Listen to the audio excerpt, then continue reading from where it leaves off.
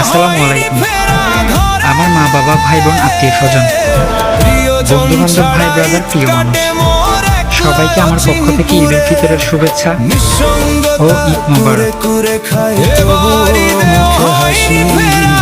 আমি যে প্রবাসী প্রিয়জন ছাড়া সবাই ভাবে প্রবাস মানে নিঃসঙ্গতা কুরে কেউ তো দেখে ঈদের দিনে প্রবাসীদের মনে আনন্দ না থাকলেও চোখ ভর্তি জল গিয়ে আছে।